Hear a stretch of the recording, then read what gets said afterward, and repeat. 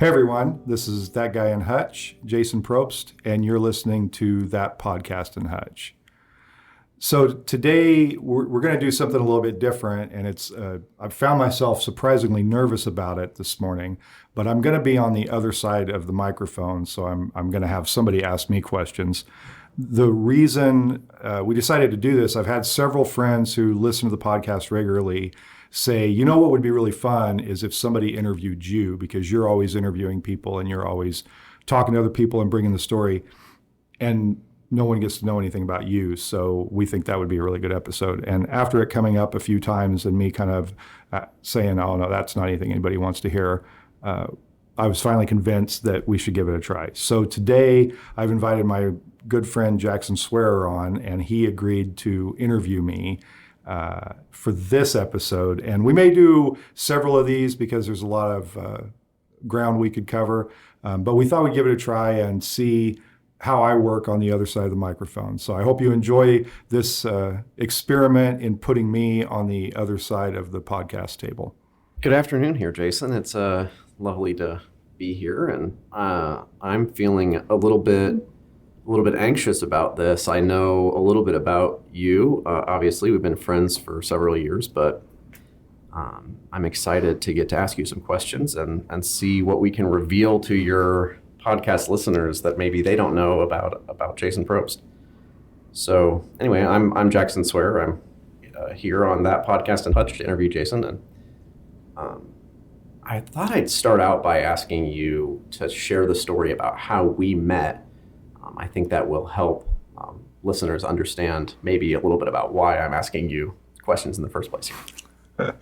Well, the way we met was through Stage 9 production. We were both, I think, enlisted to participate in a reading of Our Town. And so through that process, we got to practice a lot together and read the scripts and eventually put on the performance. And in the course of that, we started talking more and hanging out a little bit more and started sharing a little bit about our experiences and our views, I guess, on things. And that sort of sparked that friendship all out of a reading of Our Town, which is a little bit ironic because it's Our Town. Exactly. And here we are on That Podcast in Hutch, right? Which is Our Town. Yeah, I love that. And I just remember I knew who you were because of your work at the paper, and I'd read your column in the past, but I'd never really met you. And I remember some of those initial conversations being very interesting and intriguing. And I always thought at the time, I'm a biased interviewer. I guess that's the part of what I wanted to get out up front is that, I'm a Jason Probst fan, and I've really appreciated the friendship that we've been able to develop over the years through ongoing conversations about many, many things. But one of the first conversations, though, was at Carl's. That's right. I seem to remember. So this was after one of the rehearsals. We got together over a couple of beers and somehow started talking about politics and political philosophy. And I don't know how much you want to share about that conversation, but I remember that being one of the first times I'd really gotten to sit down and talk with you, other than just reading your column. And it was unveiling the real Jason Probst. Well, I remember a lot about that night, and some things I don't, but I remember the conversation about Plato's Republic, which no one talks about. At a bar, in a conversation, nobody brings up the Republic. Nobody talks about Plato. And that struck me because I like talking about those sort of things. I just remember there aren't very many people, or there haven't been very many people I've encountered in life who actually enjoy talking about the philosophy of politics and the history of politics and how it shapes our world and what has happened historically and what it means in the context of today. And so to have somebody who could have that conversation and wasn't doing it grudgingly, like I'm indulging Jason in his boring conversation here. It was actually somebody who wanted to have that conversation and who knew more than I did about it and could, talk to me about it. So that was one of the defining, one of the things at the beginning that said, okay, this is this is going to be one of my people going forward. Great. I love that. From there, I want to take us back a little bit, because I think there must be quite the story to tell to figure out how what you have described as a poor kid from Nickerson ends up in a bar talking to Jackson Swear about Plato's Republic. So somewhere along the way, there must have been a lot of things that happened, and that shaped you and the man that you became, a great thinker and a thoughtful person who cares about his community, I think. But it all kind of starts being the poor kid in Nickerson, right? So tell me a little bit about that. When did you first, were you born in Nickerson? No. So when did you first move to Nickerson? I was a baby. I was born in Wickenburg, Arizona. And as the story goes, shortly after my birth, we moved to Kansas. And I don't know how my parents picked Nickerson. I don't know if they threw a dart at the map or what they did, but somehow ended up in Nickerson. And so for all of my years in childhood, I grew up in Nickerson. And so I didn't know any different. I mean, Hutchinson and Nickerson were kind of the center of my world in those years. More so as it became later, but Hutch at the time was the big town that you went to go to the mall or go shopping or anything like that. But Nickerson was home, and it was, it's an idyllic little town. I'd walk to school most days. There was a pond outside of town that my friend Nate Reed and I would go to, particularly when we were like probably 5th, 6th, 7th grade, somewhere around there. We'd go to almost every day. What do you do at the pond? Whatever we wanted. Very independent. I mean, you hear the term latchkey kid. I was just thinking about the term latchkey kids. Yeah, absolutely. Well, we basically had, our parents were working, so we had to take care of ourselves. Both my mom and dad. When I was younger, my mom didn't work outside of the home. So like early years, like kindergarten, 1st grade, I remember, I'd come home from school and she'd be at home doing baking or whatever. I'd usually come home to cookies or cinnamon rolls or something like that. But as we got a little bit older, she went to work outside the home. So we had this big block of time after school with nothing to do. So we'd usually grab our BB guns or our fishing poles or both, and we'd go down to the Maxine's pond just outside of town. And we did all sorts of things there. We'd fish, we'd shoot snapping turtles because they ate the fish. There was a little creek that ran through it, so we'd try to dam it up because the pond would go dry sometimes in the summer. So we'd invent these rock dams that we thought would hold the water back and keep the pond full and everything. So just a lot of time spent down there. And sometimes we'd roam through the creek bed too. One thing about Nickerson that I always look back fondly on, particularly when I was in middle school or younger, was the amount of imagination you could deploy. I mean, we would go in that creek bed and we'd play like we were, in an army battle or something. And when we were younger, I remember we'd go all over town to like these weird empty buildings, and we would imagine that monsters lived in them or whatever. I mean, just anything that you could come up with as a kid in that town, you could imagine. So it's one of those things, as you get older, you're like, oh, this little town that I live in is so dull and boring, and I wish I didn't live here. But when you're a little kid, it's just, you have the freedom to just roam through the whole town, ride your bike wherever you want. And it just seems like you can create anything you want. I know you have a younger brother. Was he trying to tag along and hang out and go down to the pond, or what was that dynamic like? And I asked that question in part because I know I have a younger sister, and I've learned later in life that she wanted to hang out more when we were growing up, and maybe I ignored her a little bit. Was that a similar experience that you had, or were you hanging out with your brother and dragging him around to the pond with you? I would say it was more of a reluctantly, if he came along, it was reluctant. It was, I went through phases with my brother. When he was little, I really cared about him and wanted to watch out for him and everything and protect him. And then there was period where you're trying to grow up a little bit, and you got this little brother tagging along, and it's very frustrating because you can't do anything with your friends, and you got to bring your little brother along and whatever. And so there was that period of time where I just really didn't want him around, and I would rather that he'd find his own friends and do his own thing. And then later in life, in high school, we got along better, and we kind of returned to that original relationship where we enjoyed each other, and still today get along really well. But yeah, certainly during those years, I would have rather that he found something else to do.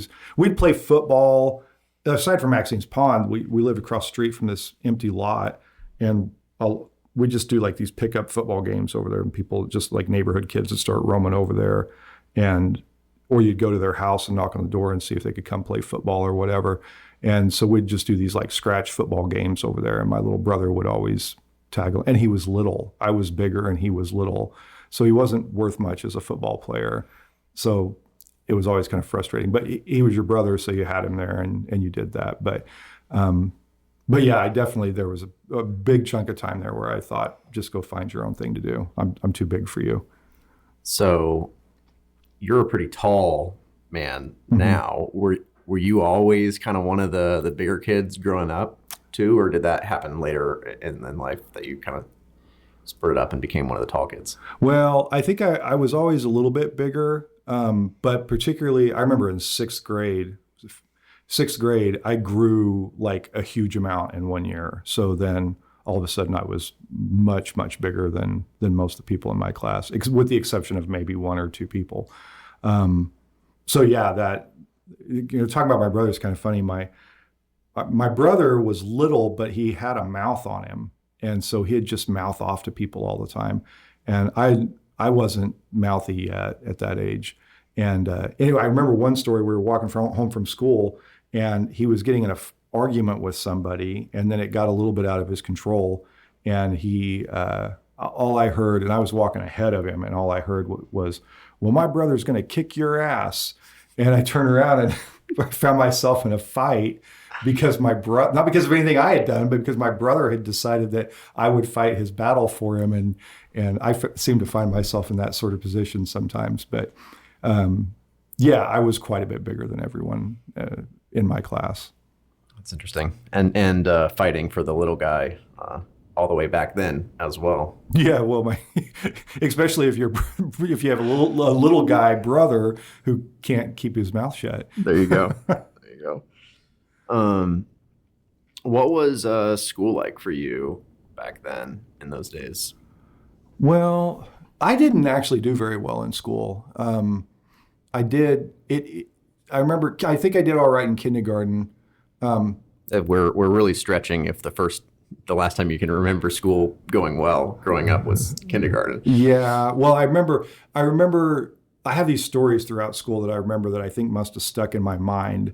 I know in kindergarten, the teacher told us to draw a tornado, and I decided to draw it from like a looking down on the tornado perspective. So I drew just like this concentric circle getting smaller and smaller. And then she came and told me that I had done it wrong. And I looked at what everyone else had done. Well, they had all done a side perspective. And I remember thinking even then that it wasn't wrong. It was just different, and nobody had told me that it had to be drawn from a certain perspective. And that's the perspective I chose. Yeah, first grade, I got in trouble for saying a very bad cuss word and for drawing too much. I drew a lot. And so instead of paying attention to class, I would draw all the time. And I think at the time I was pretty talented at it, but I just got in trouble because I was drawing all the time. And then I think I just struggled. Frankly, I think I had maybe some behavioral issues or maybe emotional regulation issues that weren't taken care of. But so I kind of struggled through school a little bit, but until I got to middle school. And then I had various teachers in there that were very good, but Mrs. Gladden in the 7th grade was the one that finally kind of, I don't know if she saw what was going on with me, but she made me feel smart. And that was probably one of the first times I remember feeling that way. She said that I had the kind of mind that I would probably be her doctor someday. And then she, would explain, like, you're curious, you want to know things. And that was the other thing. She would indulge my questions. I mean, I had questions. I've always been very curious. I always wanted to know how things work, why they work. I wanted to try to understand things. And I never was willing to just accept what people told me I wanted. And it wasn't because I was being obstinate, although I think that's how most parents or adults viewed it at the time. I really was trying to gain some understanding and knowledge about things. But she actually, took that and like kind of indulged that in me, and that made me feel really good. She also put me to work on her farm, and that took care of that latchkey issue for probably truthfully took care of that in years that would have been very bad for me to have a bunch of free time on my hands. Yeah, I think we often hear stories about, the one or two key supportive adults that really can help kids, and that can be an important part of becoming a resilient, thriving person.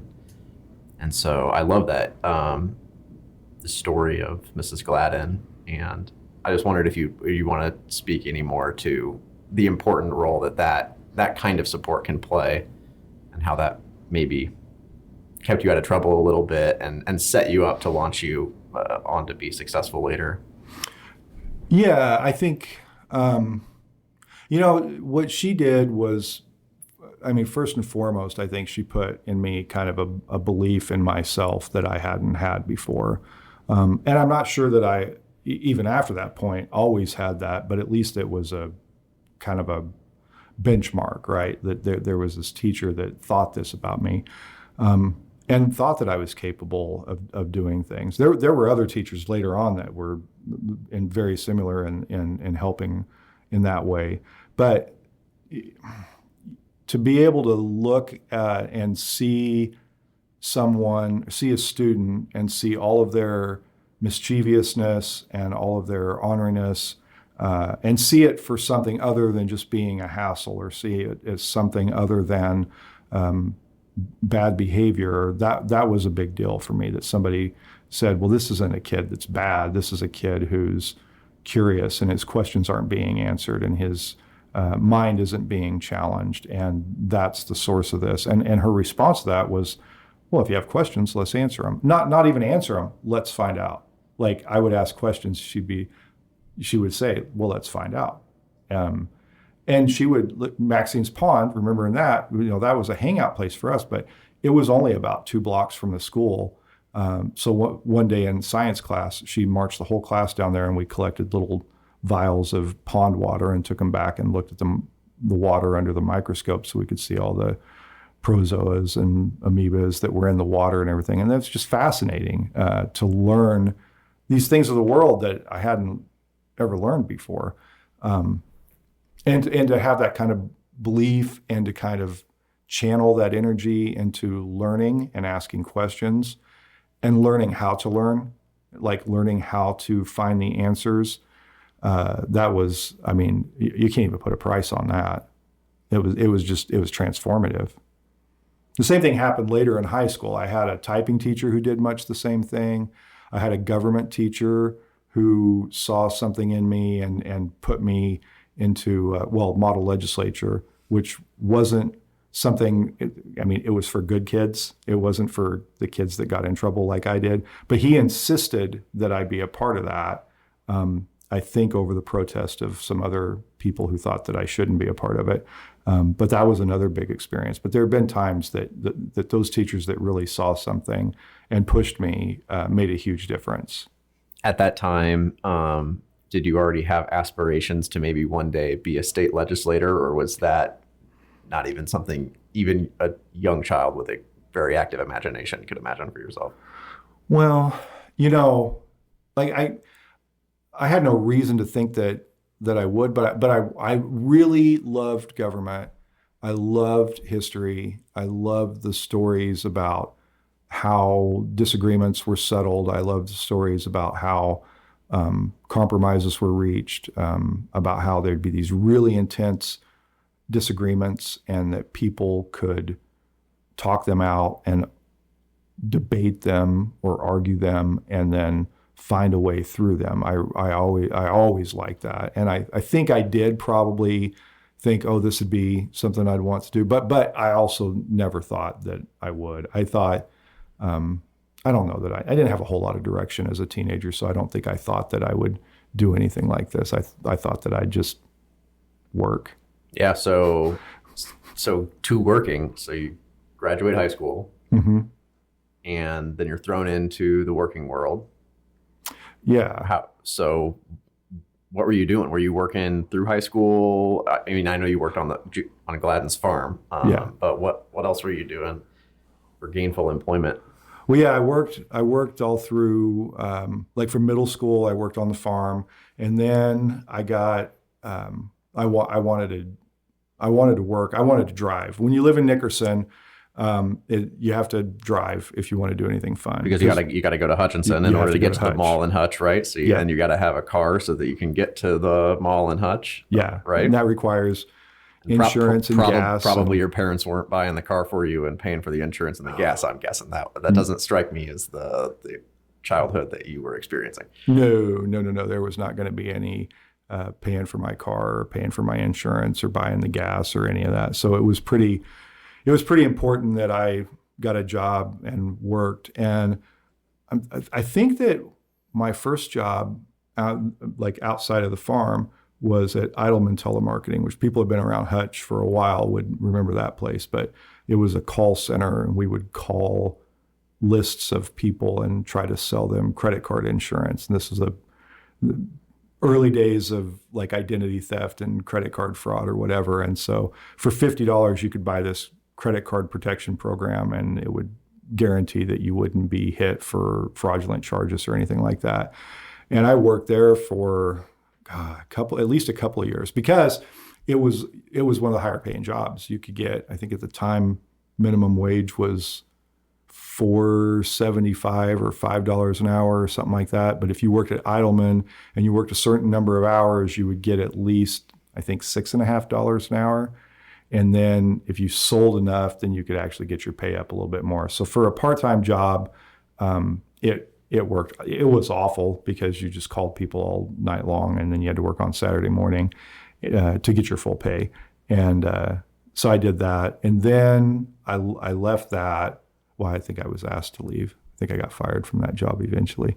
But I did that, and then I ended up working at Bonanza, which is it was a steakhouse up on East 17th. Okay. And I think I landed there because there were a bunch of Nickerson people. My friend Derek worked there. My friend Tim worked there. I can't remember who all worked there, but there were a whole bunch of Nickerson people that worked there. So it just, it was easy to get a job there, and everybody fit right in. And I worked there for several years, and that was, it was a fun experience. But again, it was the kind of job that didn't pay a whole lot. But you had some fun, and by then I had moved into Hutch. But yeah, I worked all through high school. I worked in middle school. Even before that, I had this was my first real lesson in work. This lady in town hired me to mow her lawn for $5, and so I'd mow her lawn for $5, and then she wanted me to clean her gutters out. Well, in my mind, I thought, well, that'll be more than $5, but it wasn't. It was mow the lawn and do the gutters for $5. And she kept stacking more jobs on, but she never wanted to pay more than $5. And so I got away from that one because I didn't think that I was doing a lot more than $5 worth of work, even back then. Wow. Yeah, that's funny. I'm sure you have some later work experiences of more work getting piled on you without additional compensation. I think that's something a lot of people can probably relate to. Yeah. So you mentioned going and working at the restaurant with all of your Nickerson friends. And one of the things that I know from your past that I think that maybe not everybody knows is that at one point in time, you were the proud owner of a restaurant. Is that true? That is true. So restaurants are a notoriously challenging business to be in. There's a very high failure rate. I'm just curious and I think it's not to spoil the story for the listeners, but I don't think the restaurant was successful. It was not. Right. So tell us about that. How did you even get into having a restaurant, and what was going on in your life that you thought that was a good idea? And why didn't that work out? Well, there's a couple of reasons it didn't work out, and a couple of reasons I ended up doing it in the first place. I worked at Bonanza, and while I was working at Bonanza, I was an assistant manager, and I think I made $200 a week at that job. But then I found out I was going to have a baby on the way, and so I thought, well, this isn't going to work. So then I ended up taking a job at McPherson at a restaurant that had health insurance and paid $250 a week. So I jumped ship and took the better job and did that. And I was there for about a year. But I was I was so ambitious when I was young. I was just going to, do everything, and I was going to rule the world and everything. So I'd been watching this restaurant in Heston. It was attached to a hotel, and I'd kind of been in conversations with a couple of people about it. And I decided, I made the decision before I was 21, but by the time I was 21, I had already gone over and started operating that restaurant, signed a lease with the hotel, borrowed some money, and set it up. And it was good. I mean, and people seemed to be happy with the food. I was a good cook. And I understood how to manage food cost. I understood how to manage labor cost. There were a couple of, it's a small town, so you never could get quite the volume that you really needed for a place like that. There were other couple wrinkles with utilities that cost me a little bit more than it probably should have. But at the end of the day, it was just hard to make it all work. I remember when I walked away from it, I remember that some of the bank at the time said, well, your loss for a first year on a restaurant isn't bad. It's like, we expect you to lose money your first year. It's not bad. But my daughter was like a year old at the time, and I never saw my family unless they were in the restaurant working.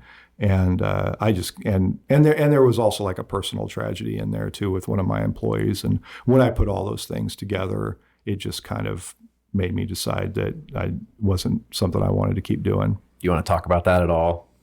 Yeah, we can talk about that. I had an employee named Go BNA who was from Ethiopia, and him and I became very good friends while he was working there. And I remember when I hired him, before I opened, I was taking applications. I was hiring dishwashers and cooks and whoever else I thought I might need. And I probably overhired, and that cost me a little bit of money. But I remember that Go came in and he asked about putting in an application. And I told him that I had already filled all the positions. And I remember the look of disappointment on his face. He was horribly disappointed. And so that stuck with me. So then when there was an opening or one of the people that I'd hired didn't work out, he was the first person I called. So he started working for me. And during that time, I've always been fascinated to hear about life from other parts of the world and how people live life in another country, but how they also view America from their perspective, and how they, just the differences. It's just fascinating to me to learn about different cultures. So we would spend time after we were done working for the day, we'd spend a lot of time after that talking about things. And I'd ask him all sorts of questions about Ethiopia. He lived in the capital, Addis Ababa. And so he'd tell me all about life there and how he grew up. And he was actually, by Ethiopian standards, his family was pretty well off. But still, there were just huge differences in how we approach life and how they approach life. So we did that, and we got to be very close. But he died in a car accident. I want to say it was March, because I remember it was one of the first nice weeks of the year, and it was on a Sunday, and he'd been working all day. And him and another cook that I had named Mike and myself had closed the restaurant on Sunday, and we said something about driving around on dirt roads and just to enjoy the weather, And so we're driving on this dirt road outside of town, and I'm behind them. Mike and Go are in the car in front of me, and their car just flies off the road, hits a ditch, and flips over. And it rolls a bunch of times, and I stop in the middle of the road. And when the car stops moving and the dust settles, I can see Go lying out in the field. And so I ran up to him, and when I did, I could see that the car had landed on him in one of the rolls. He had been ejected, and the car rolled over on him, and he was dead. And it was tragic. And it's a small town, so there was a lot of talk about it and everything. And I think I was pretty young and sensitive at that time, and it bothered me a lot. And so I think that was one of those things that really, really bothered me at the time, just the way people reacted to it. And I was probably traumatized in ways that I didn't realize until years later, just being there at the scene and everything. But I remember that, it's one of those people that Go was one of those people that he came to the United States to go to college. And then he always said that when he graduated, he was going to go back to Ethiopia and he was going to stand up a manufacturing company. And I asked him, why? Why would you do something like that? Why is that what you want to do with your life? In my view, it was like you could stay here, you could do things here, you could probably get a, job with the State Department or nursing or whatever. And he said that manufacturing and setting up a company that employed people in Ethiopia would be the best thing he could do to help his country. And I always remember that conversation because I sometimes wonder how the world might have been different if he had not died, because he was a really remarkable person. Yeah. That's sad. Yeah, it was very sad. This is the point where if you had this sort of podcast where we cut to commercial and took a break, this would be a really nice moment to take a deep breath and have me read some ad copy so that we could get from this moment to the next. But instead, you're just going to have to suffer through me vamping for about 15 seconds so we can get away from the topic of great personal tragedy and move along to maybe something that hopefully will be a little happier to talk about. Although I think also on the theme of major life events and major happenings. Part of that story of the restaurant, motivation to go into it, part of the motivation to leaving as well had to do with, a young family that you had and the birth of your daughter, Erica. Talk to me a little bit about that. How did your perspective on life change when Erica was born? And how do you think that influenced the course of your life?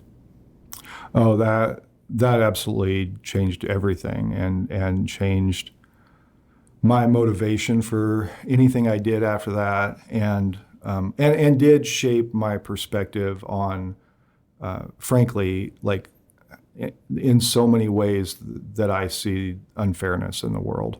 On paper, looking at my background and my parents' income and the work they did, and the way we had to live, there's nothing on paper that would say that these people are going to be okay. We have generational poverty in our family. We have generational mental health issues, all these things in our family. So there's nothing that says that should be, that we're going to be, okay. We didn't grow up with an expectation of going to college. We didn't grow up with an expectation that you were ever going to do anything but work. We didn't really grow up with the expectation that you were going to be able to retire comfortably, or that you'd even live that comfortably. You were just, it's like Appalachian work till you die thinking, and that's pretty much what it was. So I remember when my daughter was born, it kind of struck me that I wanted to try to do something different and try to do something better. And so I was committed then to working. I was like, I will work and do what I have to do to make sure that these kids have, or this child has what she needs. And then later, of course, my son Mitch came along, and that was equally compelling to me, that I had to make sure that they're okay. But we did that, and it was, I wanted to try to do something that would financially improve our lives, and I wanted to do something that would, you know, just, I can't think of the right word for it, but just in overall, just put us and the kids in a better position for life. And of course, then when the, restaurant didn't work out, that did the opposite. I was, not only was I not in a better, I was in a weakened financial position. And then I was in a place where I had to just take whatever job I could to try to make the bills and do that. So then from that point forward, I worked the temp agency for a while, and then that ended, and then I ended up working at Mega Manufacturing. And I think I started that job at like $10 an hour, and then ended it at $13.35 or $13.50 an hour. So I never made much money, and we never had. And I mean, it was discouraging, and that's what I think kind of gets me about a lot of what I work on now and what I talk about now. I just remember the feeling of that. And that's what I think people don't really understand about poverty or people who are working and are poor, is that it's every day, right? It's every day looking at your kids and saying that you're not able to give them what you think they deserve. It's every day of working and trading your life for a wage that's not ever going to be enough to get you out of the place that you're in. You're doing all these things, and then maybe your car breaks down or your hot water tank goes out, and now you thought you were getting ahead and you finally have $1,000 in your savings account, but you're going to spend 900 of it on fixing your car so you can keep going to work. And it took you a year to save that, and who knows how long it's going to take you this time. And it just seems like so many families, it's just one thing after another. And I just think people get kicked in the teeth that many times. A lot of people after a while just kind of throw their hands in the air and say, you're not going to mess with it anymore. So you're working this job at Mega. It's hard to make ends meet. You're a machinist, Mm-hmm. right? So probably most people understand what that job is, but you're in charge of a machine that's making a metal part. Mm-hmm. Different kinds of metal parts. So you have to adjust the machine so that it will make the different parts that you need to make.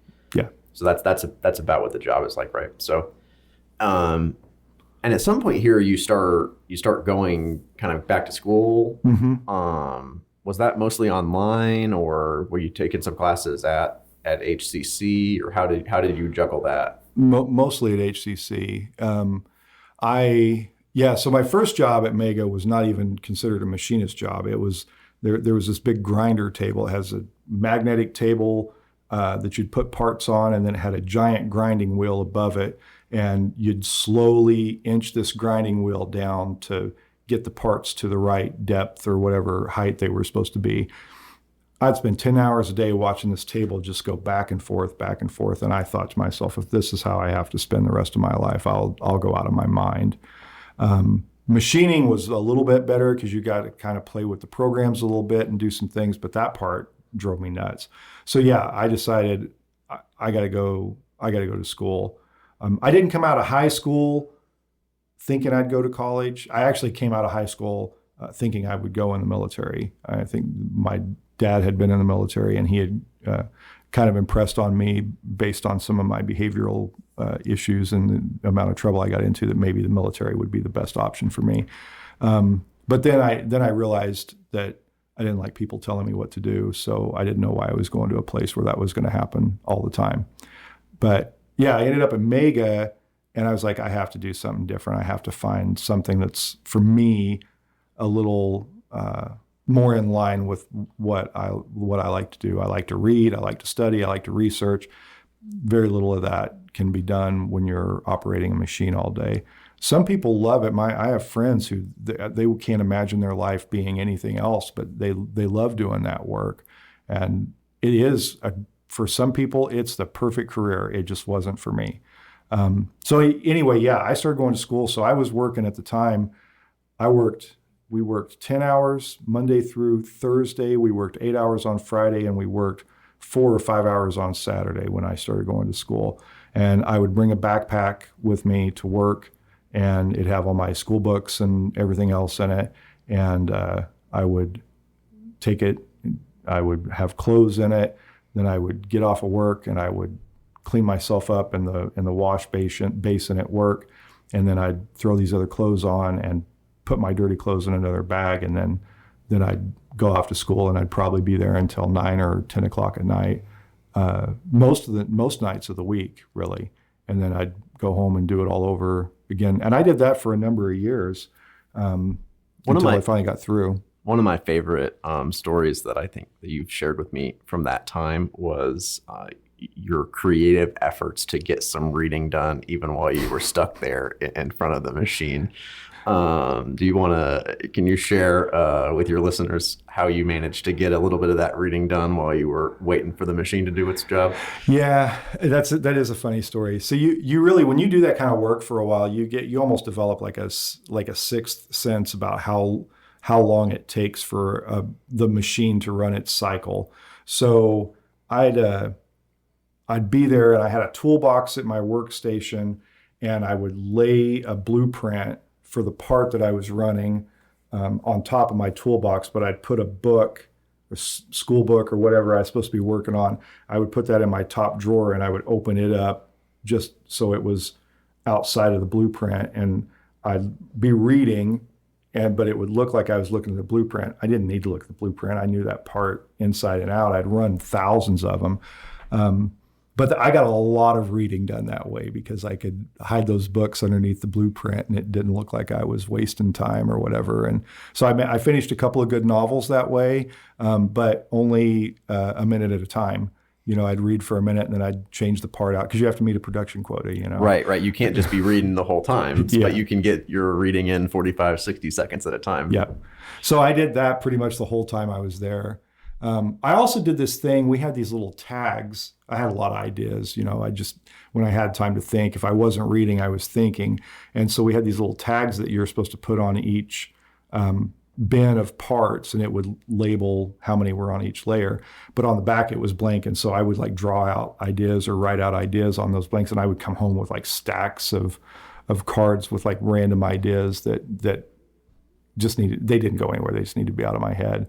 But yeah, you couldn't just sit around. The difference is if I just had a book in my hand, somebody would have come up and yelled at me and said, "You're wasting company time," right? But if I hid my book in a drawer and put a blueprint over it, nobody was the wiser. And I always met the production quota, so it was never an issue. Right. So meeting production quotas or not, eventually you had to leave Mega. I got laid off. You got laid off. Yeah. Something which as we're recording this podcast just last week, I think 69 people got laid off over at Siemens. So this is that experience of losing your job and having to deal with whatever the company's offering to you is when they're laying you off and all that. How did that, that's what's very, very live in the minds of many people in this community right now. What was that experience like? I imagine it must have been frustrating to lose your job in that kind of way. The thing I always think about that is that I was going to school because I didn't like the work. I didn't like the job necessarily, but it's the job I had. And I think but the other thing about jobs like this is you generally get paid just enough not to go get a different job. And that was the case there. I mean, when I was looking at leaving and maybe going to another place, I would find that the wages were lower and substantially lower, enough that it wouldn't make sense for me to leave this job so I could go take this other job that I might like better, but that would imperil my family. So I wasn't particularly happy with the job. But the thing is that once I lost it, I was really sad and upset that I lost it. And now I don't know what I'm going to do, right? I don't know how I'm going to make any money. I don't know what it's going to take to get another job. A bunch of other people. This was after 9/11. They'd been laying people off at this place for a year. Every week, the foreman would come by with a notebook, and you knew that he had 3 or 4 names on it of people who were going to lose their job that week. And Friday afternoon, everybody's nervous, wondering if it's going to be them. And he's walking around the plant looking for someone, and you think, God, I hope it's not me this week.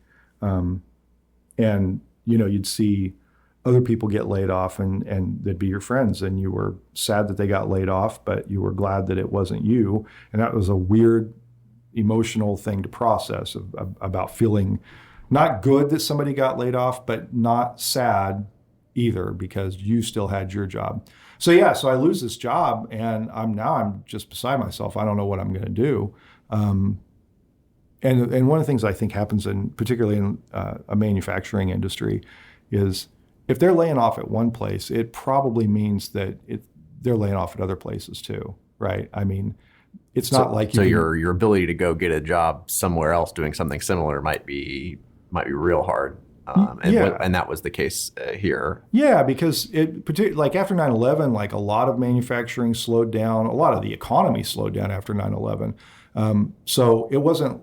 Yeah, there was not a scenario where you could just walk, over to Kraus and get a job over there, or go to any of the other manufacturers in town.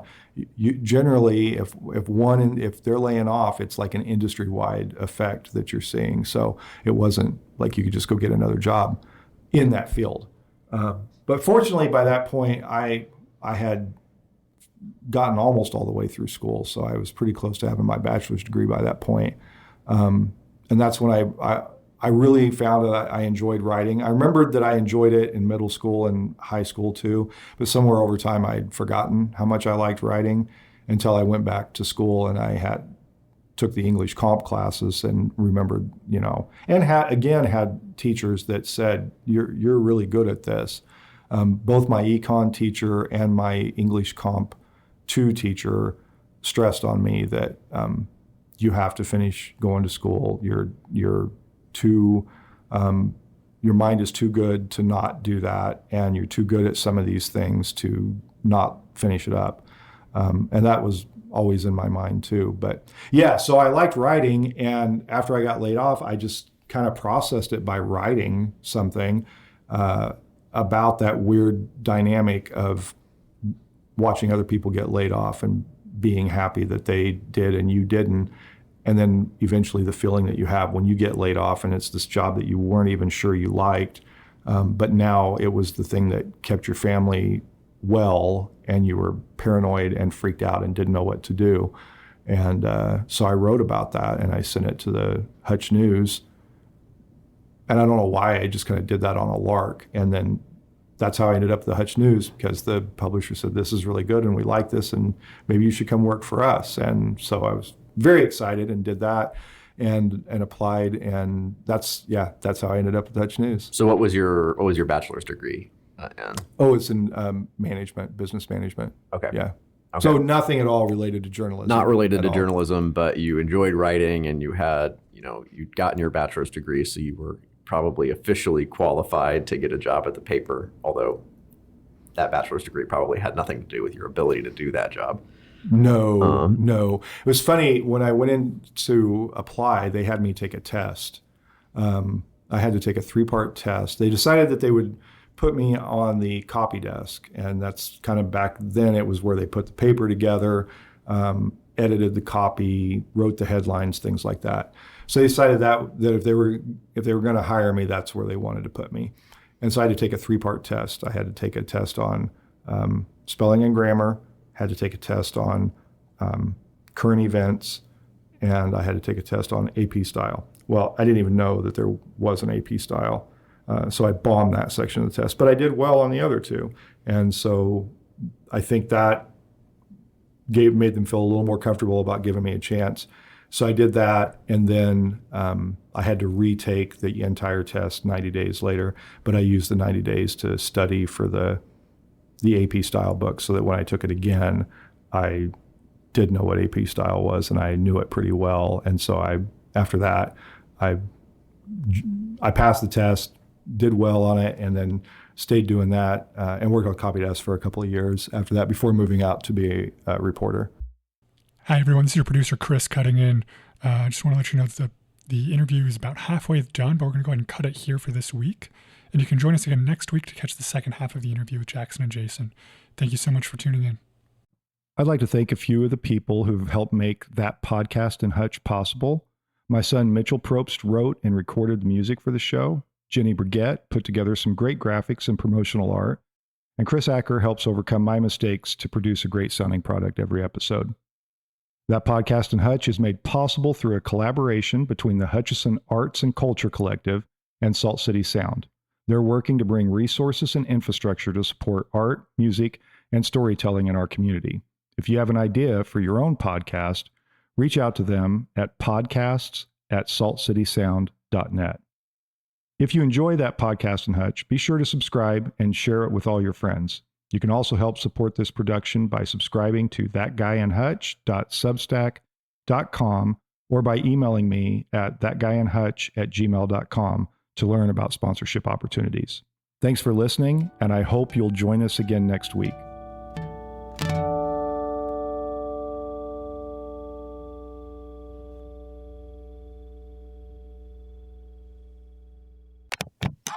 A Salt City Sound production.